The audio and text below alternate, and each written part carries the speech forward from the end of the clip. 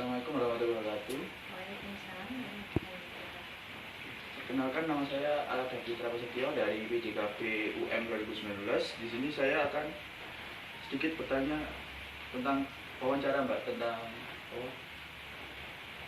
tentang tugas dari Pak Gema pada mata pelajaran pendidikan pembelajaran remedial.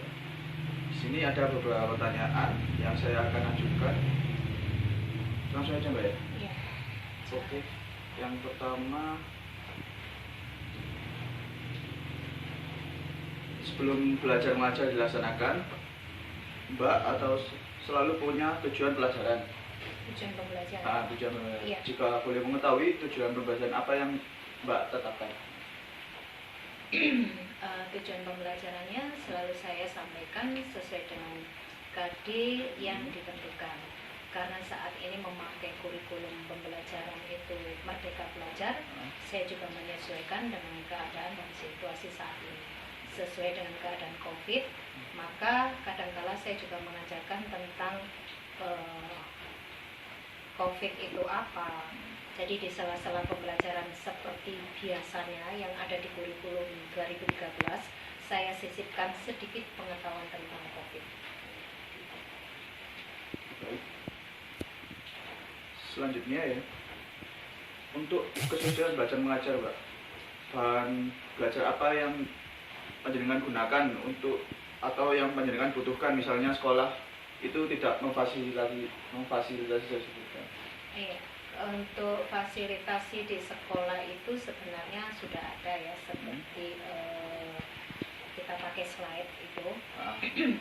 Tetapi karena saat ini kita menggunakan media pembelajaran secara daring, kami menggunakan berbagai macam media. Salah satunya adalah pakai Google Classroom, kadangkala juga menggunakan Meet, kadangkala juga menggunakan Zoom.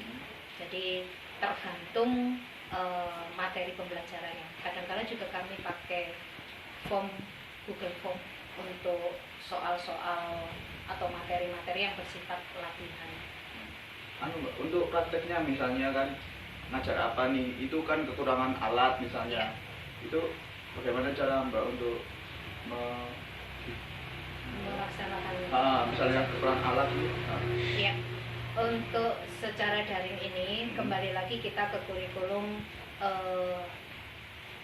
Merdeka Belajar, sehingga apa yang saya sampaikan saya sesuaikan dengan keadaan siswa di rumah. Jadi misalnya materi saya passing bola voli, saya yakin siswa saya tidak punya bola, mungkin 1-2 ada, maka saya memberikan tugas kepada mereka untuk menggunakan alat seadanya.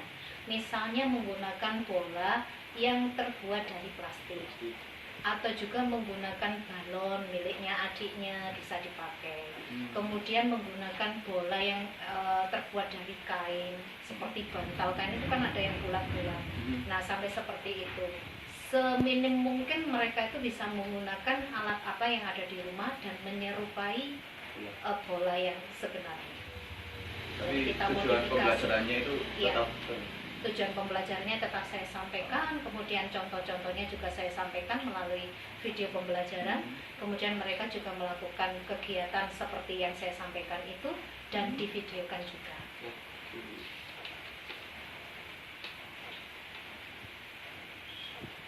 Selanjutnya, langkah-langkah kegiatan belajar mengajar yang Mbak sampaikan terhadap siswa Ya. Apa langkah-langkah kegiatan pembelajaran? Langkah-langkah pembelajarannya ya seperti biasanya tetap saya tekankan untuk berdoa sebelum pembelajaran. Kemudian saya sampaikan salam pembuka seperti biasanya. Kemudian saya baru masuk kepada tugas belajar pada hari itu.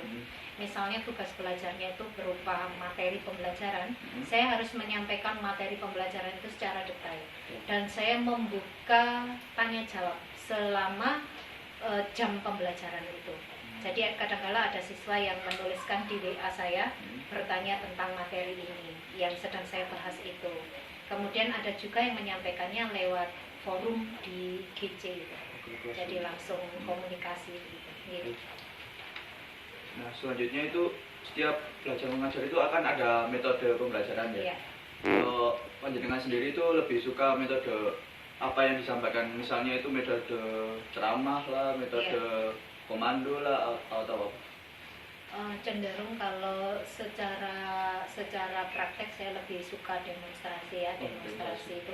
Kemudian biasanya saya pakai resiprokal, siswa itu bisa mengamati langsung dan memberikan umpan balik kepada temannya. Tapi karena sistemnya daring saat ini, saya cenderung menggunakan metode pembelajaran sedikit ceramah, kemudian menyampaikan tugas-tugas. Tugas itu bisa berkelompok, bisa juga secara perorangan. Cenderung seperti itu. Selanjutnya, nah siswa sendiri itu lebih suka metode yang Mbak sampaikan atau gimana? Misalnya reaksinya atau responnya gitu?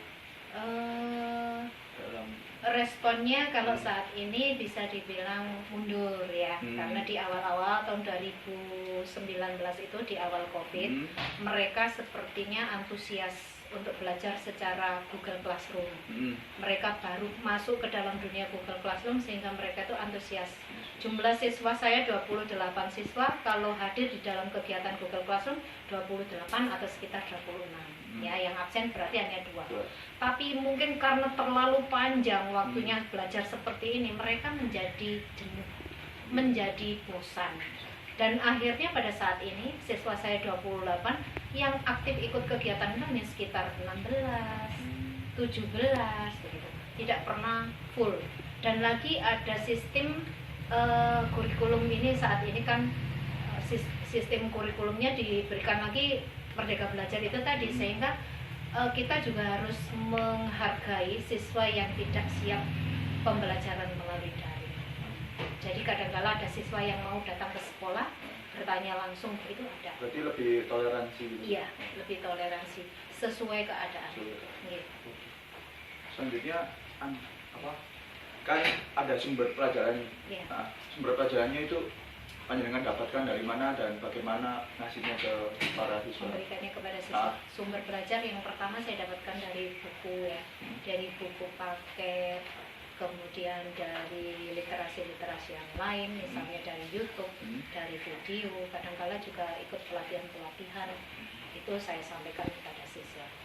Kalau secara tugas saya biasanya menyampaikan kepada mereka untuk mencari sumber belajar yang paling ada dan menempel di mereka itu adalah buku paket yang mereka bawa dan keluarga.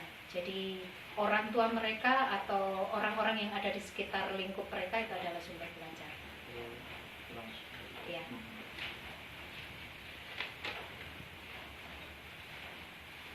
Oke, yang terakhir ini apa kesan-kesan dalam belajar atau mengajar pada situasi saat ini, Mbak? Terutama untuk murid-murid yang misalnya kurang di prakteknya tapi lebih di pengetahuan gitu, atau sebaliknya gitu, gimana cara mengatasinya untuk bagi para pendidik gitu?